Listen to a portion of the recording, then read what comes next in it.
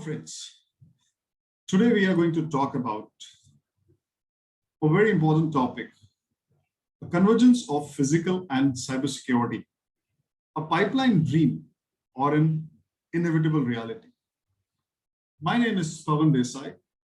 I'm currently co-founder and CEO of Midcat Advisory Services. A very brief introduction about myself. I have more than 25 years of experience in risk management domain. I've been a formal naval officer, have specialized in submarine operations, currently treasurer of ACES Ahmedabad chapter, have been secretary of ACES Mumbai chapter.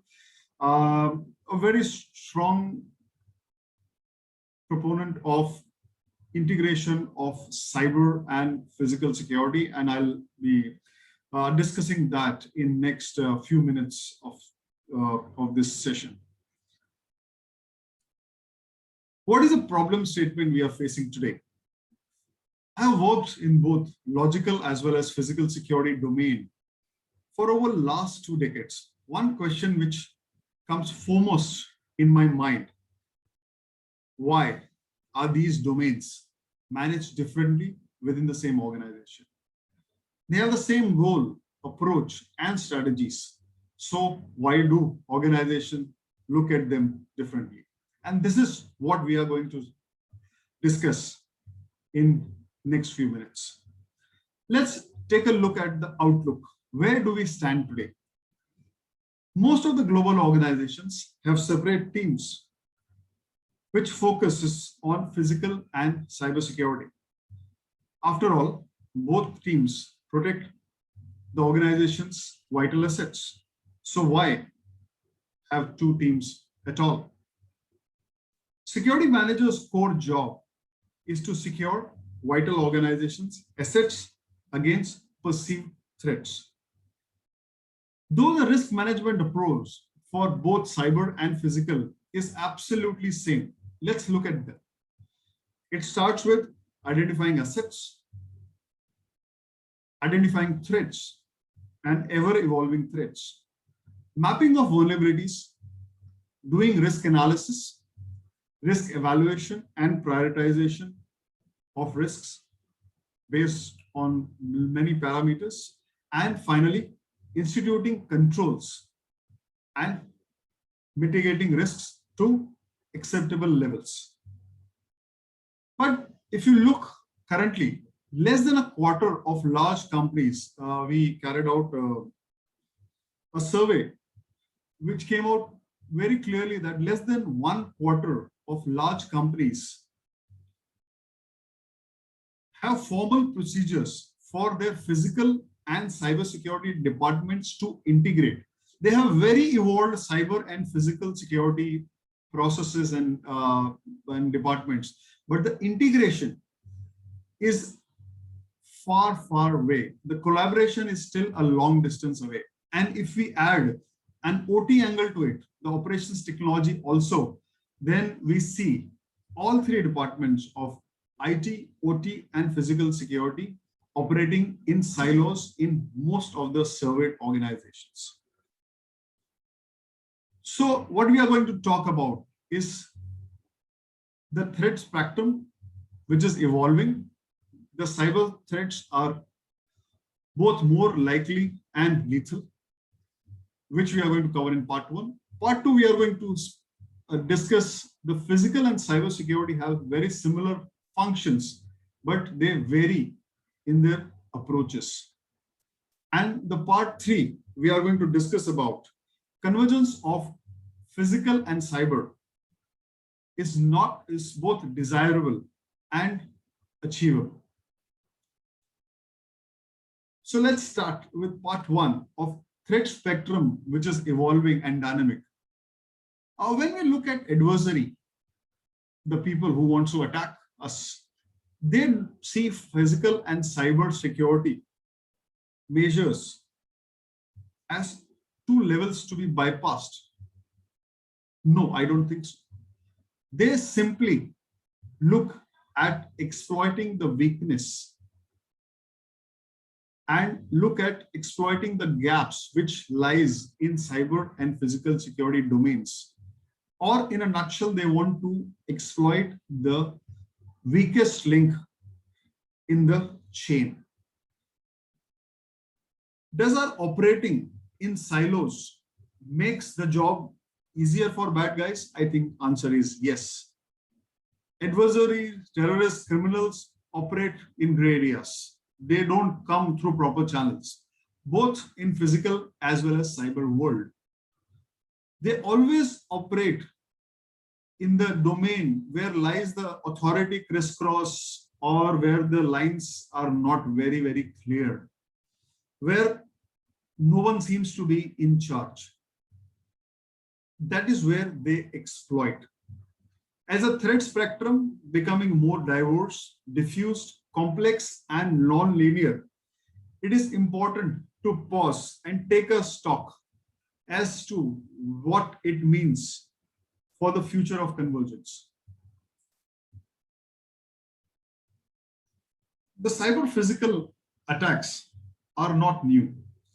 High-profile cyber attacks, which cause physical damage, have been happening over the last few decades, but their frequency has increased lately. Of course, needless to iterate that physical attacks consume cyber, physical, as well as human assets. 9/11 attacks on WTC Twin Tower being perhaps the highest profile recent one. Another most high profile of this was, of course, Stuxnet malware on the Natanz uranium enrichment plant in Iran. Despite being air-gapped, attackers compromised the plant's industrial control system by developing malware on the system of the plant's engineering vendors. Once on site, a physical system connection was established by an engineer for routine maintenance using USB. This allowed the infamous Stuxnet malware to be programmed. Maybe logic controllers, oftenly famous as PLCs, to cause the plant centrifuges to operate at extreme remediation levels and destroy. It also obfuscated the telemetry data that might have allowed the remediation by engineers. In such a loss of view condition, the computer networks indicated all clear, even while the plant destroyed itself. As a subsequent attack on a German steel mill, which happened in 2015, it resulted in physical damage of equipment, further demonstrated the vulnerability of industrial control systems and networks. In December 2015, hackers compromised the information systems of three energy distribution companies in Ukraine and temporarily disrupted the electricity supply to consumers. This was first known and publicized instance of a successful cyber attack on a power grid. Future conflicts will involve bypassing of frontiers to strike at critical vulnerabilities directly at the hinterland at the appropriate time. This has been quoted by Lieutenant General Anil Chet, a former Army commander and Chief of Integrated Defense Staff of Indian Armed Forces.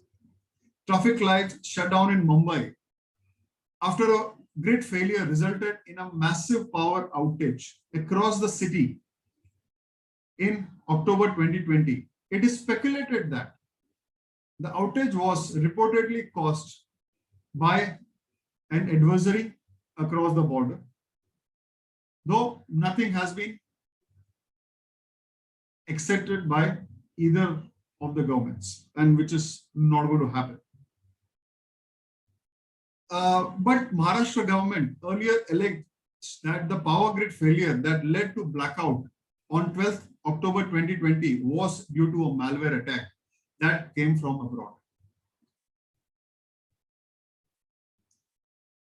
Moving on, the pace of digital transformation is exponential.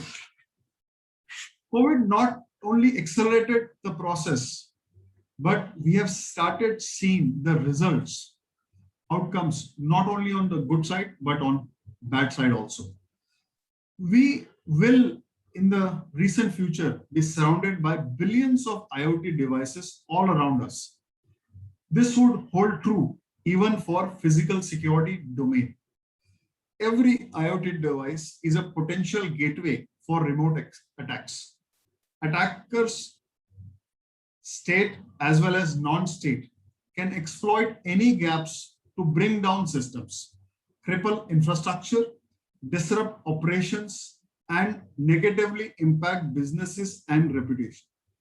While more devices are connected to the internet than ever before, this also creates a greater vulnerability and potential for cyber breaches. If data is not properly encrypted when it is in transit as well as at rest. Physical security function is going to be a major user of IoT devices. As a part of Gartner report, the physical security, the major segment which includes intrusion detection and CCTV surveillance system, will be the second largest user of IoT endpoints by 2020 after the utility sector, which is estimated to be around 3 billion IoT endpoints in use globally by 2022. Physical attacks could disable, manipulate SCADA systems, disrupt critical information and communication infrastructure, also jeopardize the intelligent electronic devices and smart cities, transport management solutions, and many more. This can lead to widespread, expensive damage to essential services. The examples are abound. Let's look at how the vectors of attack is going to change in near future.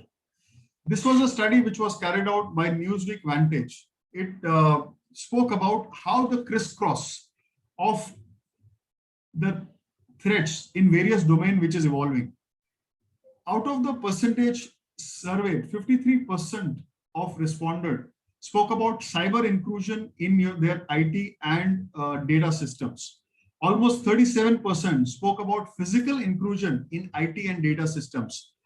Almost 36 agreed to OT control systems via IT systems. 32 agreed to physical intrusion in OT and control systems. 17% spoke about physical intrusion in OT facilities or non-IT systems. And unintentional accidents will also play a major role. So I think it is going to be a mixed match of IT, OT, and physical security systems. So it's very, very important to understand. Further, when we look at the threat spectrum, I think the cybersecurity is garnering more attention, but it is high time to look at the importance of physical security as well. Cybersecurity is in news due to numerous highly publicized cyber breaches. IoT devices are susceptible to cyber attacks, such as hacks, viruses, and spyware are also prone to physical unauthorized access or damage. However, while cybersecurity should not be downplayed, it is important to look at the physical security dimension of security, which is equally important. IP cameras, access control system, video management system, visitor management softwares, threat intelligence platform, all are critical components of an enterprise physical security program. All these have the potential to become the prime target of adversaries, including but not limited to hackers, mindless bots, etc. The Mirai botnet, which we are all aware of, prefers IP cameras, which alone has a high-powered processor capable of running analytics and an open source operating system like Linux. These can easily use as a resources to execute a distributed denial of service, which is famously known as DDoS attacks, or to dedicatedly spy on any organization. It is very possible that attackers can gain access to both cameras and door controllers. The revolutionary convergence of voice, video, and data has completely changed the way we think of technology. Voice now refers to several audio sources such as crowd monitoring or noise detection in a building that is supposed to be vacant. Video now includes surveillance, geotagging, traffic cameras, digital signages, and streaming videos. With the explosion of cloud services, access to data anywhere, anytime, and from any device, multiple heterogeneous systems are connecting to the network, creating to more and more vulnerabilities. In addition to that, the big vulnerabilities may result also from small mistakes. When most people think of cybersecurity, they think of sophisticated attacks they see in the media or movies. However, in my experience, big vulnerabilities often relate to an organization's lack of maturity of stakeholder awareness, internal policy and procedures, or accidental or deliberate misuse by trusted insiders. These could take the form of unauthorized downloads and viewing of videos by employees as small stuff that reduces the system performance or compromise client confidentiality. Sabotage by disgruntled insiders and external activists may result in operational downtime. A leaked video can create immense loss of trust and goodwills created over many years.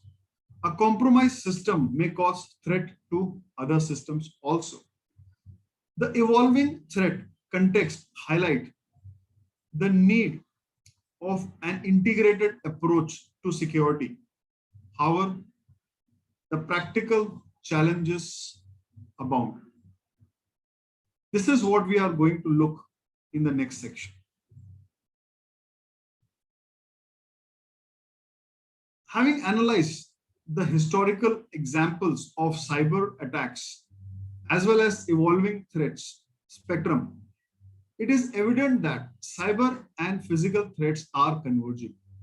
The targets are same, whether it is stealing money or intellectual property, gaining access to classified information or sabotaging critical infrastructure.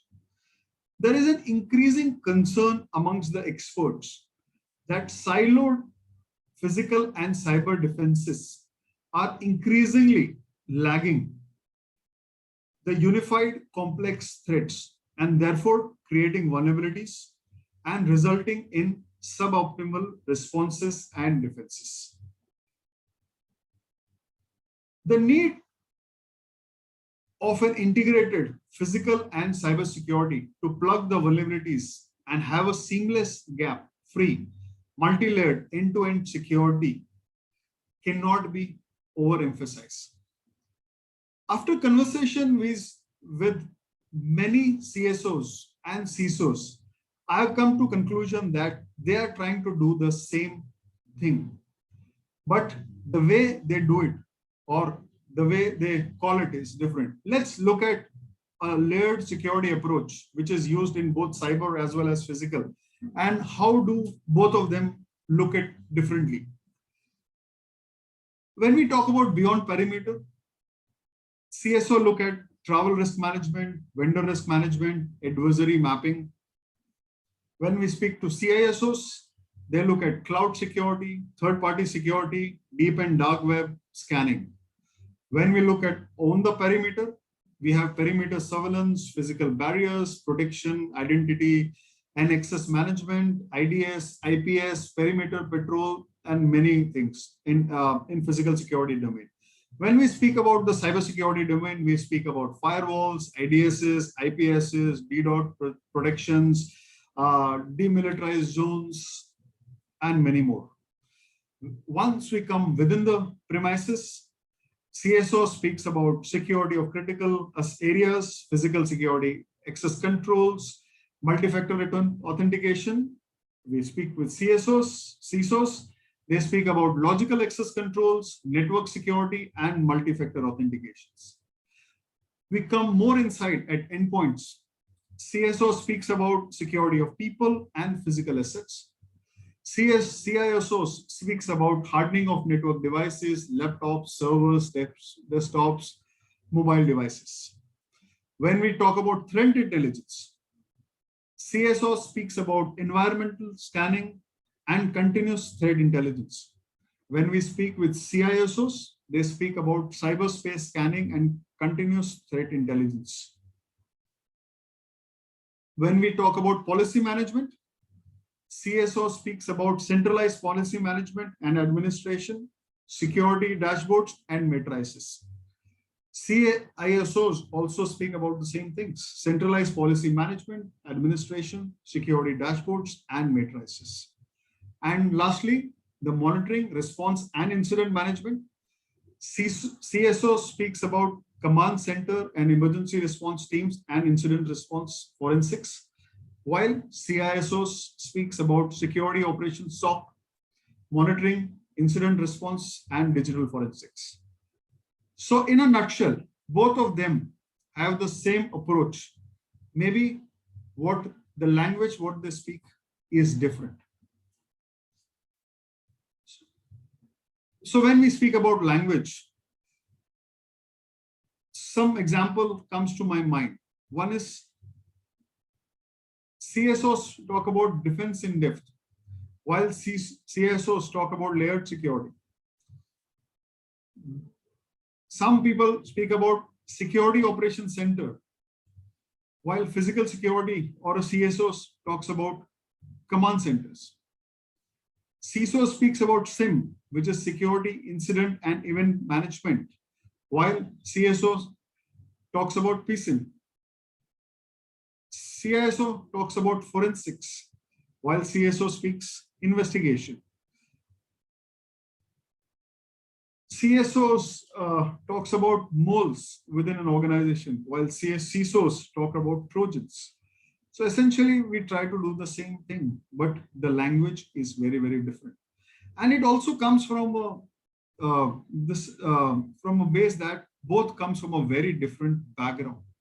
Most of the CSOs and their team usually comes from a physical security, safety, emergency response background, while CISOs and their teams usually come from IT, management, and those kind of a background. So it's very, very important to have, as an organization, a common vocabulary so that we, first of all, come to a one common ground and start speaking about the same things. Also, there are challenges in the reporting structures. Often physical security reports to corporate real estate, admin, or facility, while cybersecurity will usually report to CIOs or CTOs in most of the organizations which we survey. This makes collaboration really difficult within the organization. The internal politics and power play remains a major challenge. Any change which cut across function is a very, very difficult value proposition, especially in large organizations. Who in senior management is above CSO or CISO is always a challenging thing. It varies from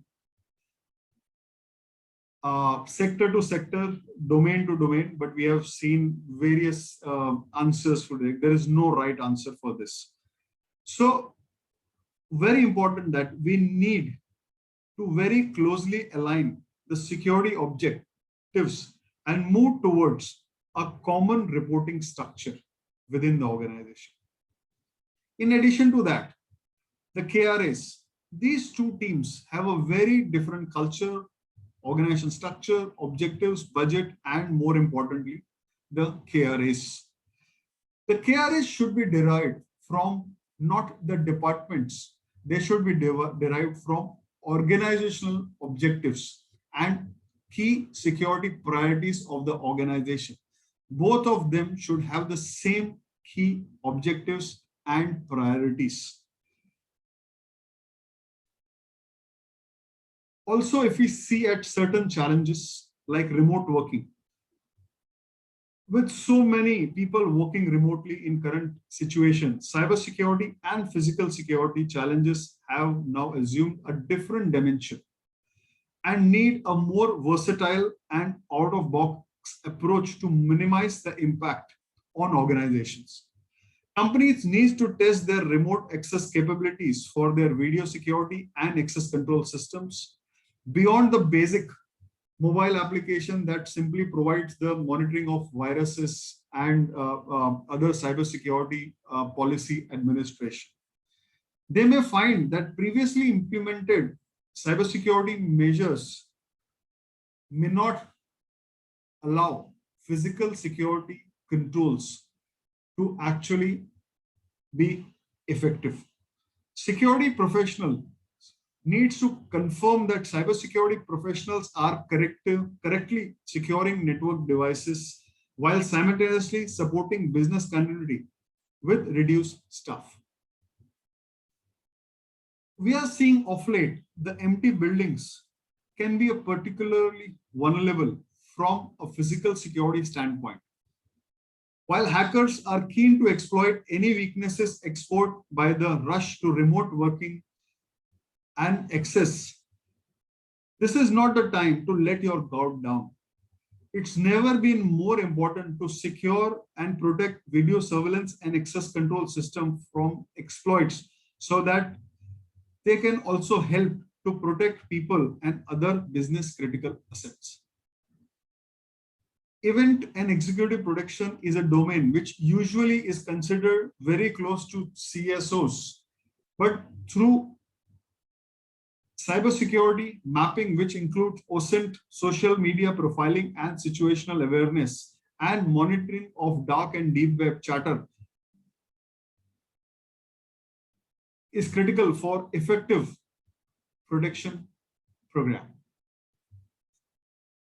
Moving on to some more challenges. Social engineering.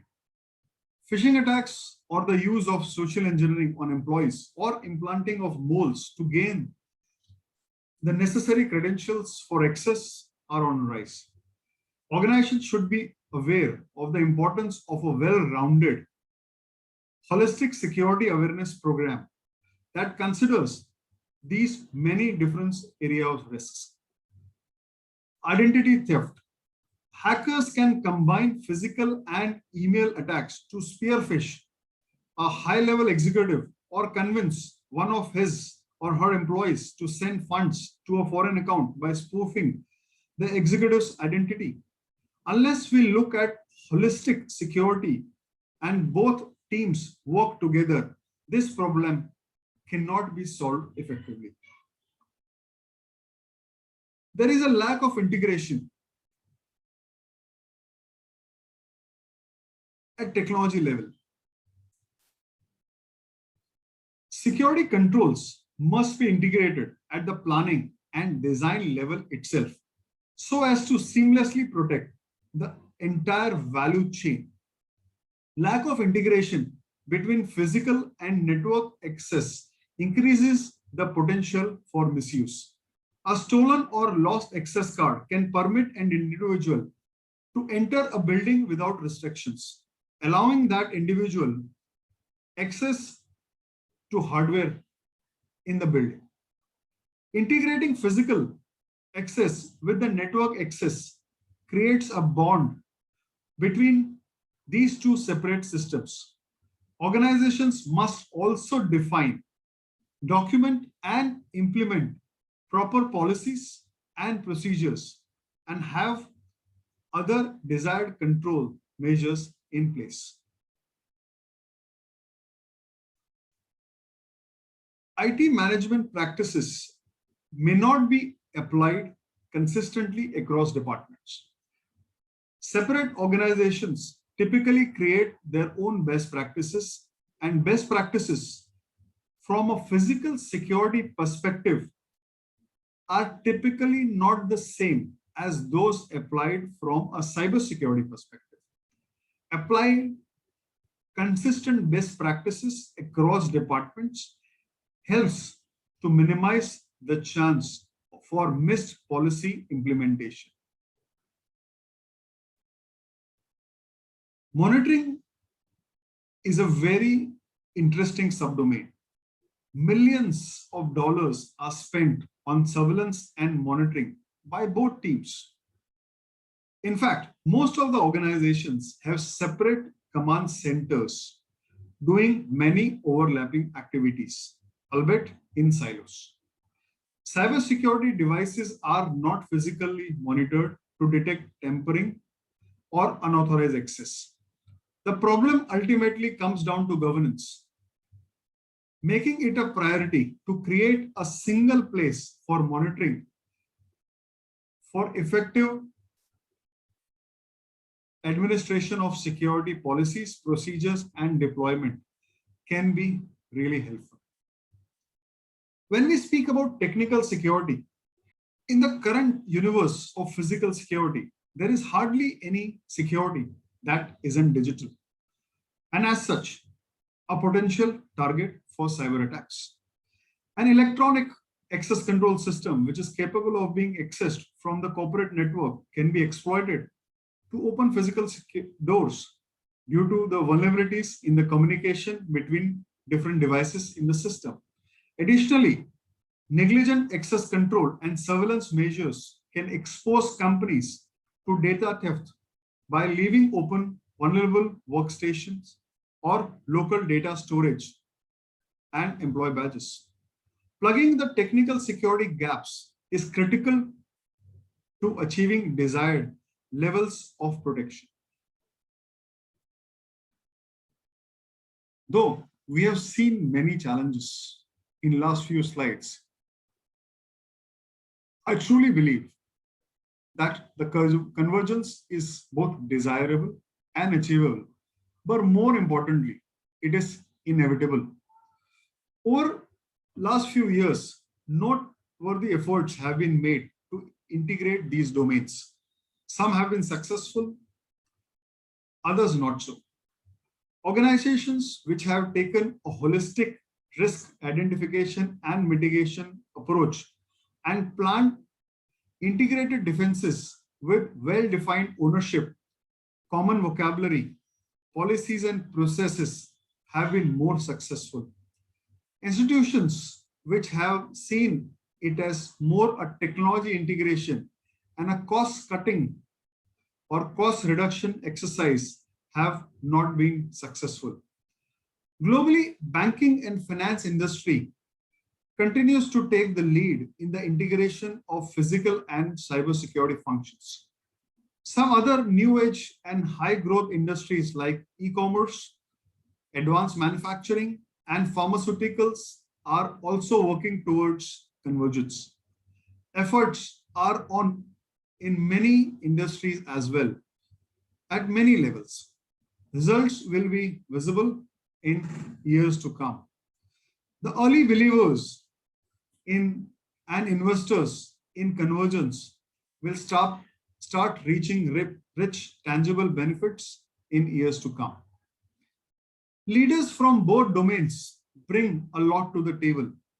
CSOs are experts in threat intelligence and management and tradecraft of security, physical security, technical security, investigations, guarding operations, fraud management, travel risk, and crisis handling.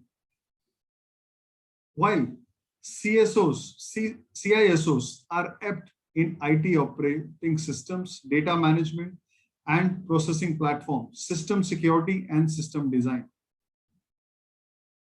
A new term needs to be led by a new security leader, a security professional who has enough knowledge and experience in both areas to deliver a balanced capability.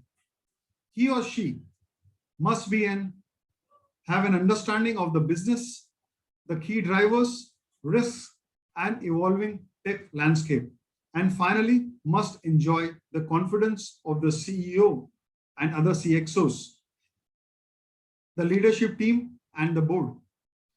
Whilst such blended leaders may be rare now, this is the right time to start developing the future, the enterprise security officer or chief security officer. Leaders of the future by cross training and development of security professionals.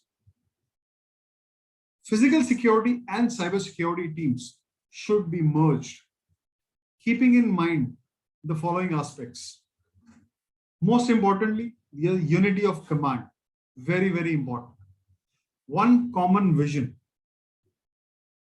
concentration of effort, which will remove all the duplication of effort which is currently happening. Improved focus on integrated threat management and intelligence, which is currently working in silos. Common vocabulary and uniform ways of working. SOPs, which is truly integrated. Improved efficiencies, business outcome, and cost savings are going to be the byproduct.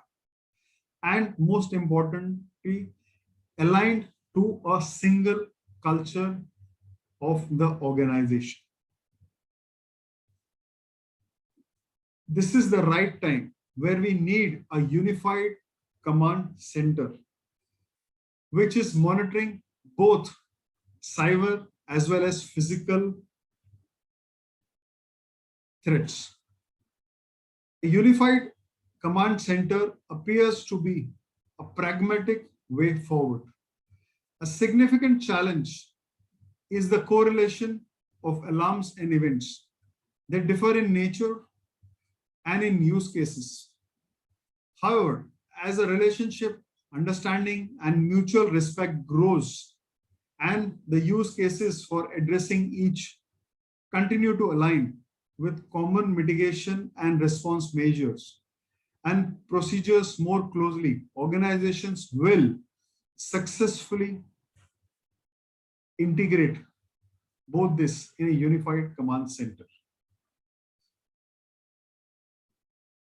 If not all, common alerts and monitoring applications in order to take advantage of the recent technology advancement can be surely taken, in addition to gaining a better return on investment. That will be the byproduct. The threat spectrum is diverse, dynamic, and continues to evolve.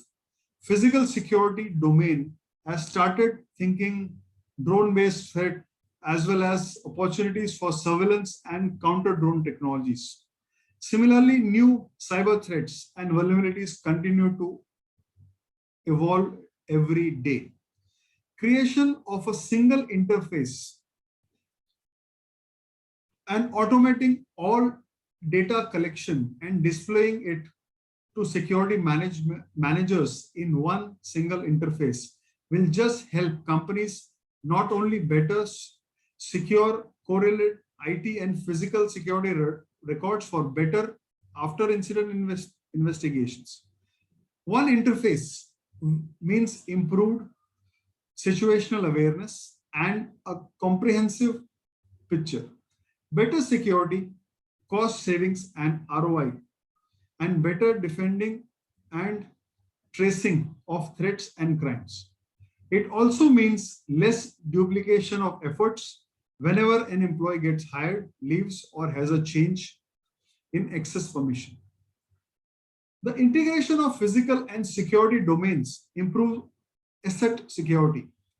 When integrating the cyber and physical security domains, keep in mind what assets you are trying to protect, where those assets are located, and how to best build a secure infrastructure around those assets. The audit trail of such secure systems can be a boon to forensic researchers and investigators.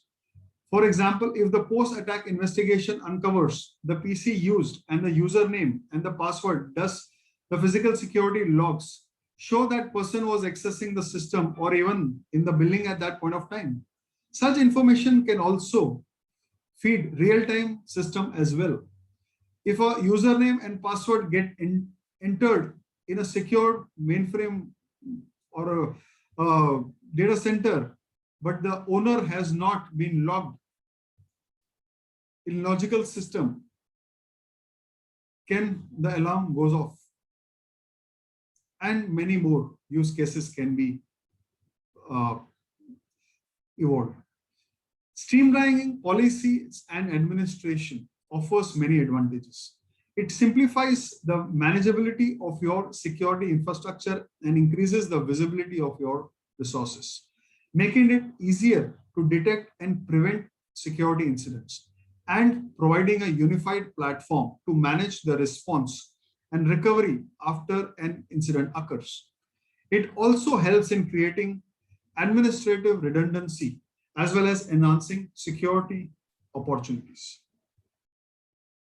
So, to conclude, physical and cyber security might be working towards the same goal, protection of an organization's assets, but the method in which this is achieved are not same, and it might be counterproductive in some cases, but surely be suboptimal. Today, one cannot think about physical security without IoT, and the latter cannot be divorced from cybersecurity. So de facto merger is taking place on ground. The same now needs to enter our mind space. The two formally separate disciplines are more intertwined than ever before. Fortunately, cyber and physical security technologies have also matured to a level that they can be easily merged. The threats are merging, and pure logic would dictate that a merged cyber and physical threat can only be effectively countered by a merged cyber and physical defense. Threats are getting automated, so must our defense and response. The convergence of physical and cyber security is not only desirable, but inevitable. However, as highlighted in earlier slides, practical challenges are many. It would require visionary organizational leadership to achieve a true convergence of physical and cybersecurity functions, which are aligned to organizational context, led by well-groomed chief of security. Integration would require a very top-down approach and a very clear focus for integration across the value chain. The impact needs to be felt till the last man standing. Thank you very much. Happy to connect with everyone, not only in logical world, but also in physical space whenever the opportunity comes. These are my connect points, and feel free to drop me a text or connect me on LinkedIn or Twitter. Thank you very much.